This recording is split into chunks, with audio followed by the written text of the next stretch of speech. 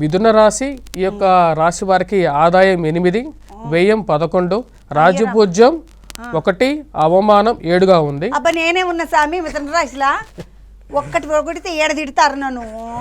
కానీ మిథున రాశి వారికి ఈ సంవత్సరం బాగా అనుకూలమైనటువంటి కొన్ని ఫలితాలు కూడా ఉన్నాయి.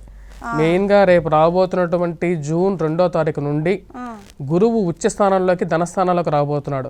కాబట్టి మంచి పైసలు డబ్బులు బాగుంటాయి ఈ సంవత్సరం. కుటుంబం బాగుంటాయి స్వామి, మస్తు తిడుతున్నారు. ఇక తిట్టినాక ఇంకా వచ్చినాయి ఒకటే లేకున్నా ఒకటి నీళ్ళు అయిపోయాయి అవన్నీ. అనుకోకుండా ధన ప్రాప్తి ఈ సంవత్సరం, అనుకోకుండా డబ్బులు వస్తాయి, బంగారం బాగా కొంటారు, కుటుంబంలో వివాహం జరుగుతుంది, శుభకార్యాల్లో పాల్గొంటారు, మానసిక ప్రశాంతత అనేది ఉంటుంది. ఇది అక్టోబర్ 31వ తారీఖు వరకు ఉంటుంది.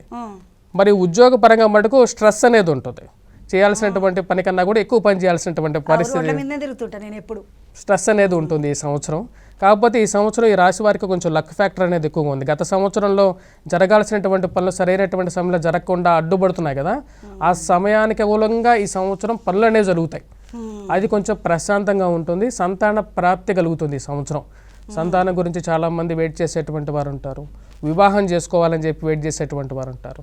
వారందరికీ ఒక మంచి శుభకార్యాలు జరగటం, మానసిక ప్రశాంతత అనేది జరుగుతుంది. కుటుంబంలో అందరూ కలిసి ఉండగలుగుతారు ఈ సంవత్సరం. అంతకన్నా ఇంకేం కావాలి? మిథున రాశి వాళ్ళు పెళ్ళికి ఎవరైనా పెళ్లి సంబంధాలు చూసుకుంటుంటే త్యాపక అయిపోతాయి అంట. పిల్లలు కానీ వాళ్ళకి పిల్లలు అవుతారంట.